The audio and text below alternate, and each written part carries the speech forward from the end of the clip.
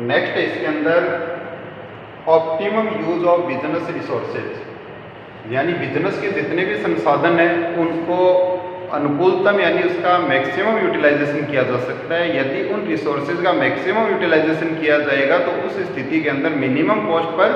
Maximum production है वो possible होगा, यानी इस चीज़ की कॉस्ट पर यूनिट बड़ा बहुत कम हो जाती है यदि अपन उनके रिसोर्सेज उनको ऑप्टिमम यूजेज करते हैं या उनका निर्धारण करते हैं। इसके अंदर प्रत्येक विभाग है उसके बड़ा जो उद्देश्य पहले उसके निर्धारित हो जाते हैं कि उनको किन उद्देश्यों को प्राप्त करना है और किन उद्देश्यों को प्राप्त करने के लिए वर्क करना है, और उन कार्यों को करने के लिए किन किन संसाधनों की आवश्यकता होगी, किन किन उनके जो रिसोर्सेज उनको जरूरत पड़ेगी। और वो जब उसके अंदर संसाधनों के पहले से अपन उसका निर्धारण कर लेते हैं तो उनका अधिकतम उपयोग कैसे कर सकते हैं, ऑप्टिमम यूज कैसे कर सकते हैं, ये पहले से निर्धारित हो जाता है। यानी इसके अंदर प्रत्येक संसाधन है उसके ऊपर ध्यान दिया जाता है। कोई भी ऐसा संसाधन नहीं होता है जो बिना यूज के रह जाता है, यानी उसको किसी भी काम के नहीं लिया गया, ऐसा इसके अंदर बजटिंग के अंदर संभव नहीं है। क्योंकि बजट बनाते समय प्रत्येक विभाग प्रत्येक कर्मचारी अपना इसके अंदर पार्टिसिपेशन करता है, अपना एक सहयोग करता है, तो उस स्थिति के अंदर जो प्रत्येक संसाधन है उसका अधिकतम उपयोग है वो संभव हो पाता है। नेक्स्ट इसके अंदर बेटा मोटिवेशन, ये मोटिवेशन का काम करता है एम्प्लॉयज के लिए। एम्प्लॉयज के लिए मोटिवेशन का काम इसलिए करता है बेटा कि जब बजटिंग की प्रोसेस है उसके अंदर जो बनाता तो इसके अंदर टॉप मैनेजमेंट है, लेकिन वो टॉप मैनेजमेंट जब इसके अंदर बजट बना रहे हैं या बजटिंग की प्रोसेस कर रहे हैं तो उसके अंदर प्रत्येक एम्प्लॉय की राय इसके अंदर शामिल की जाती है, उनके सुझाव उसमें शामिल किए जाते हैं, और जब उनके सुझाव उनकी समस्याएं इनके अंदर सुनी जाती है और उनका समाधान किया जाता है तो इस प्रकार से इसको जो एम्प्लॉयज होते हैं उनको एक मोटिवेशन मिलता है, एक प्रेरणा मिलती है कि उनका संस्था के अंदर कुछ महत्व है, कुछ उसका सहयोग है, जो उत्पादन किया जा रहा है या जो लाभ प्राप्त किया जा रहा है उसके अंदर उनका भी कहीं ना कहीं डायरेक्ट या इनडायरेक्ट रूप से रोल है। और जब इस प्रकार की जब ये एनवायरनमेंट जब बड़ा बिजनेस के अंदर डेवलप हो जाता है तो प्रत्येक जो एम्प्लॉई है वो अपना पूर्ण सहयोग करने के लिए तैयार हो जाता है, और जब तैयार हो जाता है तो उस स्थिति के अंदर जो एम्प्लॉइज है उसको एक प्रेरणा मिलती है, वो इसके अंदर सहयोग करने के लिए तत्पर रहते हैं, अपनी समस्याओं से अवगत कराते हैं, और जो संस्था के जो उद्देश्य है उनको प्राप्त करने के लिए अपना पूरी एफिशिएंसी और पूरी अपने कैपेसिटी के साथ कार्य करते हैं। तो एक प्रकार से मोटिवेशन का भी काम करता है, यानी मोटिवेशनल रूप से भी काम करता है।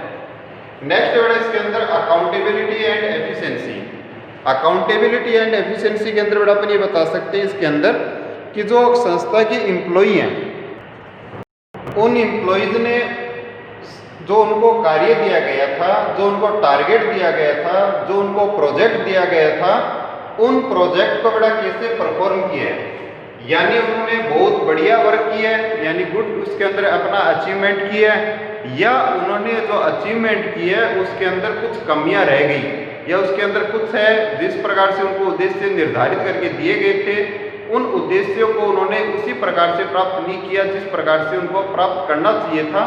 इससे के द्वारा उसकी जो अकाउंटेबिलिटी है यानी जवाबदेही है, और उनकी जो एफिशिएंसी जिस एफिशिएंसी से उन्होंने कार्य किया है यानी उन्होंने अपना कार्य है वो पूर्ण कुशलता के साथ किया है तो उनको अप्रिसिएशन किया जाता है, मोटिवेट किया जाता है उसके अंदर। यदि उन्होंने एफिशिएंसी के साथ नहीं किया या उनको कुछ कमियां रहेगी उन कमियों को दूर किया जाता है या दूर करने के लिए उसमें सुझाव दिए जाते हैं। ये अपन इसके पॉइंट के अंदर बड़ा लिख सकते हैं। नेक्स्ट इसके अंदर जो संस्था है उस संस्था के अंदर बड़ा एक प्रकार से जो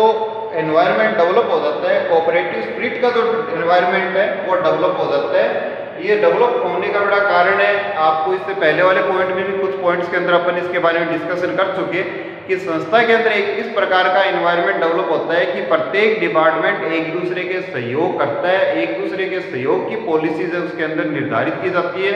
यानी जो प्रत्येक कार्य है वो एक दूसरे डिपार्टमेंट के सहयोग से पूरा किया जा सकता है। और कोई भी डिपार्टमेंट है अपने आप में कोई अलग नहीं है, प्रत्येक डिपार्टमेंट है उस उद्देश्यों को प्राप्त करने के लिए सहयोग करेगा, और जब सहयोग करेगा तो उस स्थिति के अंदर जो एक कोऑपरेटिव जो नेचर होती है इंसान की वो एनवायरनमेंट बड़ा बिजनेस के अंदर डेवलप हो जाता है। और जब ये एनवायरनमेंट जब डेवलप हो जाता है तो अपन उनके संस्था के उद्देश्य उनको आसानी से प्राप्त कर सकते हैं, इजीली बेटा उसको अचीव कर सकते हैं। ये अपन बड़ा इसके इंपॉर्टेंस के पॉइंट के अंदर बता सकते हैं। ये नॉर्मल इसके एडवांटेज या इंपॉर्टेंस के अगर पॉइंट के बारे में पूछा जाए तो इन पॉइंट को बड़ा अपन इसमें डिस्कस कर सकते हैं। नेक्स्ट क्लास के अंदर बड़ा इसके जो नेक्स्ट पॉइंट है यानी इसका लिमिटेशन का पॉइंट है वो अपन डिस्कस करेंगे कि बजटिंग है उनकी कुछ है ना लिमिटेशंस भी होती हैं, कौन कौन सी उनकी जो दोष है या कमी है वो अपन इसमें एनालिसिस करेंगे, देखेंगे इसके बारे में नेक्स्ट क्लास में।